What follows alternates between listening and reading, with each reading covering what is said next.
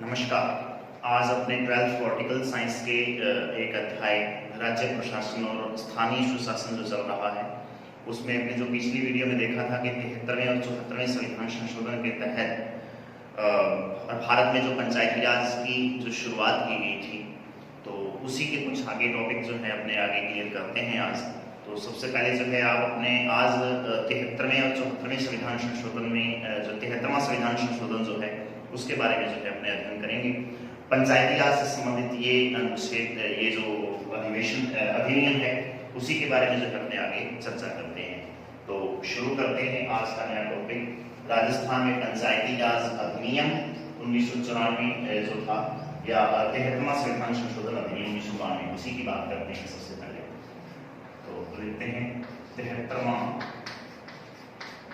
संविधान संशोधन 1992 ये इस अधिनियम का नाम है, याद रखिए काफी इंपॉर्टेंट है।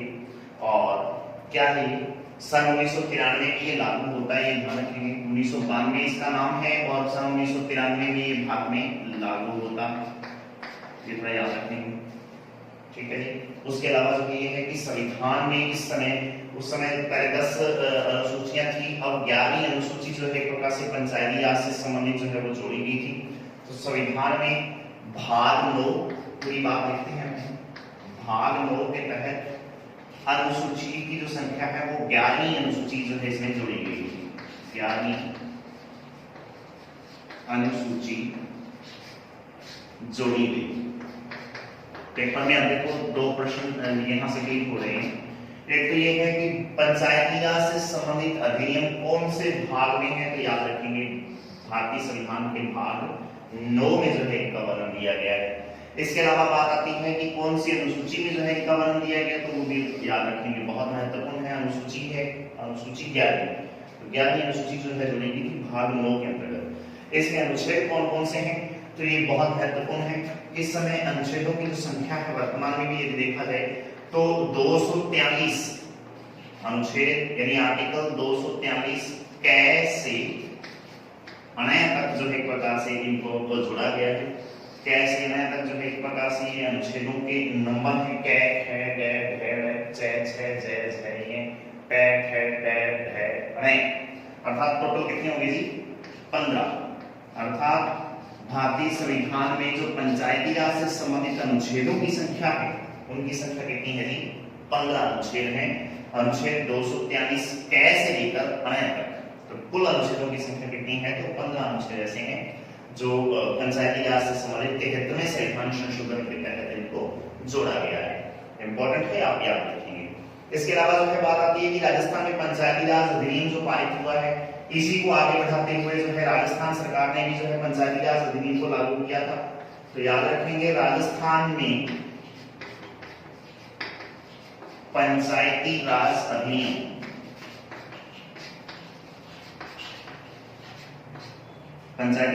जो था वो 1994 इस अधिनियम का नाम है। राजस्थान में पंचायती राज अधिनियम 1994 जो है वो एक प्रकार से पारित होता या पारित किया गया, तो ये याद रखेंगे। और इसके अलावा जो है ये है कि उस समय पंचायतों का जो स्तर जो बनाया गया था पंचायती राज से संबंधित, जो राजस्थान सरकार ने जो है एक प्रकार से इसको जो मान्यता दी है, तो वो पंचायती राज के जो स्तर हैं यानी पंचायत स्तर अपने जो है इसको इस तरीके से लिख सकते हैं। तो ये 3 स्तर वाली जो है त्रिस्तरीय, क्योंकि 1997 में हम 57 हमने पढ़ा है कि 1957 में बलवंत राय मेहता समिति ने एक रिपोर्ट पेश की और उसके आधार पर जो ये कहा गया था कि भारत में पंचायती राज व्यवस्था का जो स्तर है वो 3 स्तर का होना चाहिए, ग्राम स्तर पर, पंचायत समिति स्तर पर और जिला परिषद स्तर पर। तो 3 तरीके का जो है स्तर इसमें निर्धारित किया गया था, उसी को अपने आगे बढ़ाते हैं। सबसे पहले बात आती है जी ग्राम पंचायत। नंबर 1 जो है कौन सी है जी ग्राम पंचायत। अब ये जो ग्राम पंचायत है ये ग्राम स्तर का जो निम्न स्तर है, सीधी सी बात है, पंचायती राज व्यवस्था का सबसे निम्न स्तर कौन सा है, पेपर में डायरेक्ट पूछा जाता है, तो याद रखेंगे निम्न स्तर है ग्राम पंचायत। दूसरा है पंचायत समिति, पंचायत समिति। तो पंचायत समिति जो है ये इसका मध्यम स्तर हो गया। नंबर 2 क्या है जी, ये मध्यम स्तर है। और तीसरा है जिला परिषद, जिला परिषद। तो जिला परिषद जो है ये अपने आप में पंचायती राज स्तर का जो है अपने आप में सबसे उच्च स्तर माना जाता है, सर्वोच्च स्तर या उच्च स्तर है। तो इस तरीके से आप इसको जो है याद कर सकते हैं। दोबारा बताता हूँ, राजस्थान में पंचायती राज अधिनियम 1994 लागू हुआ और इसके 3 स्तर जो है एक प्रकार से उसमें निर्धारित किए गए जो आज भी चल रहे हैं। और वो तीनों स्तर कौन से हैं जिनको अपने पंचायत स्तर के नाम से जानते हैं। ये है ग्राम पंचायत जो इस पंचायत स्तर का सबसे निम्न स्तर है। उसके बाद में पंचायत समिति जो इसका बिचौला या जो एक प्रकार से मध्यम स्तर माना जाएगा। और तीसरा है जिला परिषद जो कि इसका उच्च स्तर माना जाएगा। तो इस तरीके से आप इसकी जो है एक सारणी या आधार इसको जो है याद कर सकते हैं, काफी इंपॉर्टेंट है। सबसे पहले जो है अपने लोग इन तीनों के बारे में चर्चा करेंगे कि ग्राम पंचायत क्या होती है, पंचायत समिति क्या है, जिला परिषद क्या है। तो अपना नया टॉपिक जो है आज का ये हो जाएगा पंचायत जो है ग्राम पंचायत। तो ग्राम पंचायत को जो है अपने आगे जो है इसमें देखते हैं, पूरी बात को जो है अपने यहाँ क्लियर करते हैं। उसके बाद एक नया टॉपिक जो है अपना एक शुरू हो रहा है, काफी इंपॉर्टेंट टॉपिक है। पेपर में डायरेक्ट जो है एक प्रकार से इसके संबंधित प्रश्न आते हैं। तो आप लिखेंगे ऊपर ग्राम पंचायत। तो ग्राम पंचायत जो है क्या होती है, किस तरीके से अपना कार्य करता है, इसके बारे में अपने चर्चा करते हैं। तो ग्राम पंचायत जो है सबसे पहले इसका गठन कैसे होगा, कौन कौन से सदस्य इसमें जो है चुने जाएंगे, किस तरीके से उनका चुनाव होगा, कौन इनका चुनाव करवाएगा, शपथ कौन दिलाएगा, कार्यकाल कितना, ये सारी लिस्ट जो है अपने सबसे पहले लाते हैं इसकी। तो सबसे पहले बात आती है इनके गठन, ग्राम पंचायत का गठन कैसे होता है, सीधा सा प्रश्न ये है। तो इसका जो है सबसे पहले बात याद रखेंगे, न्यूनतम 3000, ये याद रखेंगे, न्यूनतम व्यस्त जनसंख्या की बात करेंगे यहाँ पे। न्यूनतम 3000 की व्यस्त जनसंख्या पर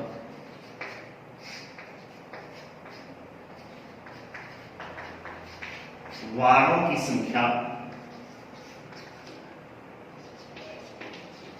न्यूनतम व्यस्त जो है 3000 लोगों की संख्या में जो एक प्रकार से वार्डों की जो संख्या है वो 9 निर्धारित की गई है। यानी वार्डों की जो संख्या है वो कितनी होगी जी, 9 होगी। दोबारा सुनते हैं, मान लो किसी एक ग्राम पंचायत की या अपने ही गांव की जो पंचायत है उसके बारे में अध्ययन करें, तो यहाँ पर कम से कम 3000 की व्यस्त जनसंख्या होनी चाहिए। व्यस्त जनसंख्या किसको बोलेंगे, जो 18 साल से ऊपर है। 18 से ऊपर चाहिए वो कितने ही साल का हो जाए। तो व्यस्त जनसंख्या का मतलब ये लगभग 3000 वोट होने चाहिए। सीधी सी बात ये है, सीधा सा मतलब इसका। तो 3000 वोट यदि जिस गांव में है तो वहां पर वार्डों की संख्या जो है वो निर्धारित कर दी जाएगी 9। तो 9 वार्ड बनाए जाएंगे सबसे पहले। तो एक तो ये याद रखेंगे, इस तरीके से इसका गठन होगा। उसके अलावा जो है मान लो कि 3000 से ज्यादा जनसंख्या है तो अतिरिक्त 1000 की जनसंख्या तक हो जाएगी। अतिरिक्त 1000 व्यस्त जनसंख्या की बात कर रहा हूं, यहाँ पे जिला जनसंख्या लिख रहा हूं, उसका मतलब व्यस्त जनसंख्या की बात। तो अतिरिक्त 1000 व्यस्त जनसंख्या होने पर मान लो ये हो जाएगी किसी गांव में 3000 की जगह 4000 व्यस्त जो एक प्रकार से लोग हैं, जनसंख्या है व्यस्त लोगों की, तो फिर जो है क्या हो जाएगा जी, होने पर 2 अतिरिक्त वार्ड हो जाएंगे, 2 वार्ड बढ़ जाएंगे, ऐसे कह सकते हैं। तो 2 वार्ड बढ़ जाएंगे। मतलब सीधी बात ये है कि मान लो कि कहीं 3000 की जनसंख्या है तो वहां पर 9 वार्ड होंगे। और यदि ऐसा हो जाए कि किसी गांव की जनसंख्या या किसी पंचायत की जनसंख्या 1000 प्लस होगी, तो इसका मतलब ये होगा कि 3000 प्लस 1000 4000 की संख्या होगी। तब जो है वहां पे वार्डों की संख्या प्लस कितनी हो जाएगी, 2 प्लस कर देंगे तो 9 + 2 = 11 जनसंख्या जो है एक प्रकार से वार्डों की संख्या हो जाएगी। ये इतना याद रखेंगे, इंपॉर्टेंट है। इस तरीके से इसका गठन होता है, पेपर में आने वाला प्रश्न है, ये बस इसको याद रखेंगे। उसके बाद में बात आती है इसके सदस्य कौन से होते हैं। अब बात आती है कि ग्राम पंचायत जो है उसमें कौन कौन से सदस्य होते हैं। तो सबसे पहले जितने वार्ड होंगे, जैसे 3000 की जनसंख्या में 9 है, 4000 की जनसंख्या होने पर 11 हो जाएंगे, 5000 की जनसंख्या पे प्लस 2 और हो जाएंगे तो 11 और 2 13 हो जाएंगे, इस तरीके से बढ़ते चले जाएंगे। तो सबसे पहले तो ये है कि वार्डों के सदस्य होने जरूरी है, जिसको अपने पंच बोलते हैं। वार्ड सदस्य जो है कौन कौन से होंगे, तो एक तो जो है बात आती है वार्ड पंच, यानी इसको वार्ड पंच भी बोल सकते हैं, अपने पंच लिखा है इसको अपने वार्ड पंच जो लिख सकते हैं। जितने वार्ड होंगे पंचायत में उतने ही पंच होंगे, हर वार्ड का एक पंच होगा। उसके अलावा एक सरपंच होगा जो पूरी गांव की पंचायत का मुखिया होता है, और तीसरा आता है उप सरपंच। अब यहां बात याद रखने वाली, उप सरपंच जो है उसका चुनाव अलग से नहीं होता है, ये ध्यान रखेंगे। ये नहीं है कि जिस तरीके से पंचों का अलग से चुनाव होगा, निर्वाचन होता है, उसी तरीके से सरपंचों का जैसे चुनाव होता होगा, तो ऐसा ही जो है मत पेटी में से जो है एक प्रकार से उप सरपंचों का चुनाव होगा। नहीं, उप सरपंच केवल वही व्यक्ति होंगे जो वार्ड पंच हैं, उन्हीं में से कोई एक व्यक्ति जो है या तो निर्विरोध चुन लिया जाएगा या उसका निर्वाचन हो जाता है, जैसे ही बन पड़े। तो एक प्रकार से सीधा सा मतलब ये है कि वार्ड पंच अपने में से ही एक उप सरपंच का चुनाव करते हैं, ये याद रखेंगे। अप्रत्यक्ष रूप से जो है उप सरपंच का चुनाव होता है। अप्रत्यक्ष का मतलब ये होगा कि जनता डायरेक्ट नहीं चुनती है उप सरपंच को, जनता ने पंच चुनने हैं, सरपंच चुनेगी। उसके अलावा ये पंच जो है, जैसे 11 पंच बने हैं अपने मान लो, तो 11 पंच अपने में से ही किसी एक को सहमति से या फिर निर्वाचन द्वारा जैसे भी चाहे तो उप सरपंच का चुनाव कर लेते हैं। यहाँ पर जनसंख्या जो जनता जो एक प्रकार से डायरेक्ट जो है सरपंच के चुनाव में भाग नहीं लेती है, इसलिए अप्रत्यक्ष रूप से उप सरपंच का चुनाव होता है, थोड़ा याद रखिए इसको। उसके बाद में बात आती है इसकी योग्यता, बहुत इंपॉर्टेंट जो है प्रश्न है ये योग्यता की। तो क्या एक प्रकार से एबिलिटी होनी चाहिए किसी एक ग्राम पंचायत का सदस्य बनने के लिए? वार्ड पंच के लिए अलग होगी, सरपंच के लिए अलग होगी, उप सरपंच के लिए अलग से नहीं है। कारण क्या है, क्योंकि उप सरपंच तो कौन है, वार्ड पंच अपने में से चुन रहे हैं, तो उप सरपंच के लिए तो सेम होगी ना, फिर उप सरपंच और पंच के लिए तो, इसलिए उप सरपंच का क्या बोलोगे, वार्ड पंच के लिए अलग होगी और सरपंच के लिए अलग योग्यता है। क्या योग्यता है? सबसे पहले तो याद रखनी है आयु। याद रखेंगे किसी भी ग्राम पंचायत का सदस्य, चाहे आप पंच बन रहे हो, सरपंच बन रहे हो, तो उसके लिए आयु कम से कम 21 वर्ष होना जरूरी है। न्यूनतम आयु की बात करें तो 21 वर्ष आयु का होना किसी व्यक्ति को जरूरी होता है। उसके बाद में बात आती है, अब हालांकि ये व्यवस्था हटा दी गई है, लेकिन बीजेपी सरकार ने पिछली में जो सरकार जो वसुंधरा राजे के नेतृत्व में चली थी, तब ये एक प्रकार से था और अच्छी एक पहल थी। लेकिन अब की सरकार ने जो है, कांग्रेस की सरकार ने इस बात को हटा दिया है। फिर बात ये थी कि वार्ड पंच के लिए, वार्ड पंच जो है उसके लिए कम से कम 5वीं पास की टीसी होना अनिवार्य है। 5वीं पास की टीसी लिख दो, चाहे फिर 5वीं पास होना अनिवार्य होना, तथा सरपंच के लिए 8वीं पास होना अनिवार्य है, होना अनिवार्य। ये एक तो जो है महत्वपूर्ण शर्त है, जो अब जो ये व्यवस्था नहीं है, लेकिन पहले ऐसा था। याद रखेंगे आयु सीमा हमें याद रखनी है, मेन पॉइंट यही है, आयु सीमा 21 वर्ष है। उसके अलावा पहले थी, अब ये व्यवस्था नहीं है, लेकिन मैं फिर भी लिख रहा हूं, तो याद रखेंगे आप इसको। वार्ड पंच के लिए 5वीं पास होना और सरपंच के लिए जो एक प्रकार से 8वीं पास होना जरूरी होता है। ये एक प्रकार से क्या है जी, अपने इस पंच सरपंच के लिए महत्वपूर्ण योग्यताएं हैं। उसके अलावा 2 योग्यताएं और बनती हैं, और वो कौन कौन सी हैं? एक नंबर तो ये है कि जिस ग्राम पंचायत में वो चुनाव लड़ रहा है, चाहे वो वार्ड पंच का लड़ रहा हो, चाहे वो सरपंच का लड़ रहा हो, तो उसके लिए जो है वहां की मतदान सूची में, या मतदाता सूची जिसको बोलेंगे, मतदाता सूची में नाम होना अनिवार्य है। इसका मतलब ये हो गया कि जिस ग्राम पंचायत में व्यक्ति चुनाव लड़ रहा है, वहां की ग्राम पंचायत की मतदाता सूची में व्यक्ति का नाम होना अनिवार्य होता है। ये बहुत महत्वपूर्ण जो है प्रकार से शर्त है ये भी। इसके अलावा एक शर्त और बनती है, और वो ये है कि सन 1995 के बाद, 1995 के बाद, ये अलग से शर्त है इसकी, पहली शर्त ये आयु की थी, दूसरी शर्त जो है ये प्रकाश जो है इनकी शिक्षा से संबंधित होगी, तीसरी शर्त मतदाता सूची में नाम, चौथी जो शर्त है वो ये है कि 1995 के बाद 2 से अधिक संतान नहीं होनी चाहिए, 2 से अधिक संतान यानी बच्चे नहीं होने चाहिए, नहीं होने चाहिए। ये इंपॉर्टेंट है, आप इसको याद रखेंगे। तो 2 से अधिक बच्चे जो है एक प्रकार से मतदाता ये किसी व्यक्ति के जो है 1995 के बाद में नहीं होने चाहिए, उससे पहले यदि किसी के हैं तो बात अलग है, लेकिन उससे अधिक जो है एक प्रकार से 1995 के बाद 2 से अधिक बच्चे जो है या संतानें जो है किसी एक व्यक्ति की नहीं होनी चाहिए। ये 3-4 मुख्य शर्तें हैं इसकी योग्यताओं से संबंधित। ये योग्यताएं पूरी करने वाला व्यक्ति जो है एक प्रकार से वार्ड पंच या सरपंच का चुनाव लड़ सकता है, और उसका चुनाव किस तरीके से होगा तो डायरेक्ट जो एक प्रकार से चुनाव उनका होता है। बात करते हैं अपने इनसे चुनाव की, तो चुनाव की बात करें तो यहाँ लिख देता हूं अलग से, तो ये ध्यान रखेंगे चुनाव किस तरीके से होता है।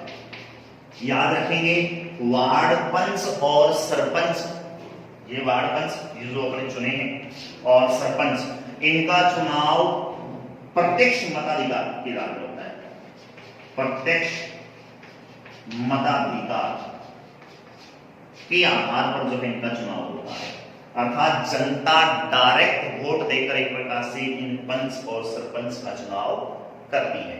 इसमें जो एक प्रकार से मताधिकार जो है वो अपने आप में प्रत्यक्ष में होकर प्रत्यक्ष होता है, अर्थात डायरेक्ट जनता एक प्रकार से वोट देगी और फिर जो है इनका चुनाव होता है। केवल पंच और सरपंच का चुनाव प्रत्यक्ष मताधिकार के आधार पर होता है। इसके अलावा बात आती है इनके उप सरपंच का चुनाव कैसे होता है, बात हमने पहले कर चुके हैं।